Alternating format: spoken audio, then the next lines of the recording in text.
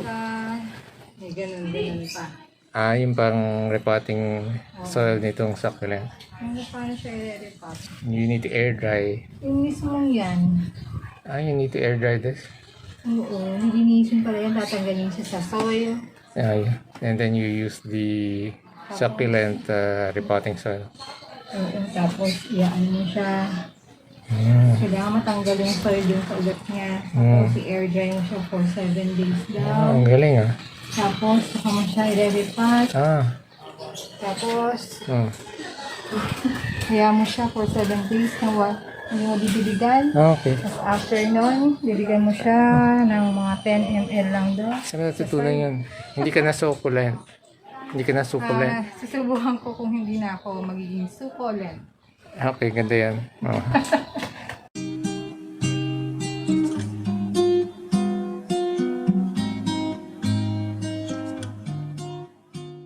Yan, she will be replanting the succulent. Let's see how that goes. So, bakit nagustuhan mong mag-succulents na? Kasi nabuhay ko na siya. Ilan na nabuhay mong succulents? Kasi ito, mga mayana pa rin to eh. Mga pangit na yung mayan. Hindi naman. Sinubukan ko lang kasi maganda naman talaga yung succulents. Kaya lang hindi ko yung sinubukan. Sige, pakita mo sa akin yung ilang succulents mo. Okay. Ito, napakita na natin earlier dito sa video na ito. Itong dalawa. Repotted na siya. So, these two have already been repotted. And of course, we have adenium. This is an adenium.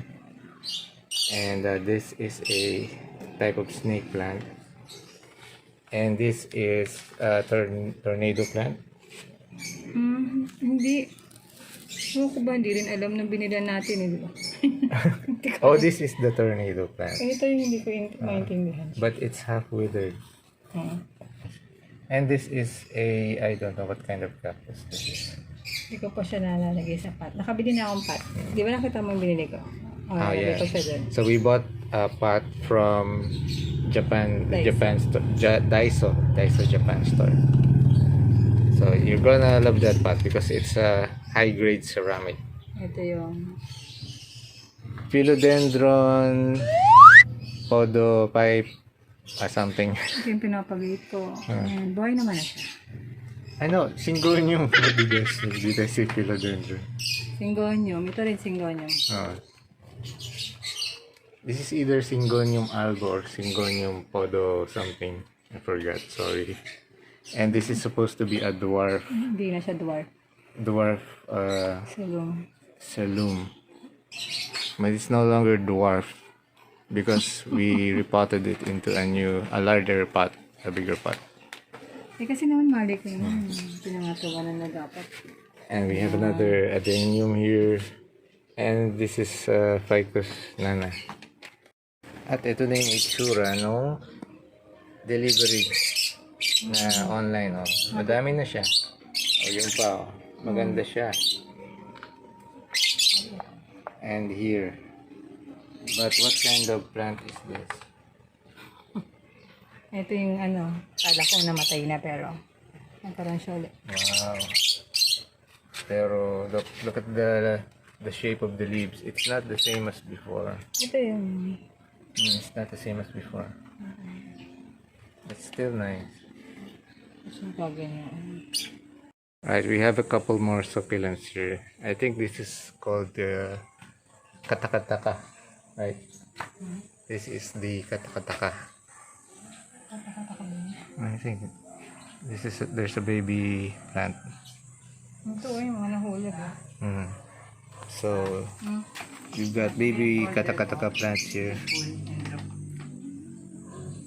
So if one of the leaves of this plant falls down, it'll grow new plants like these. So that's the reason why this is called katakataka, because you wonder, it makes you wonder.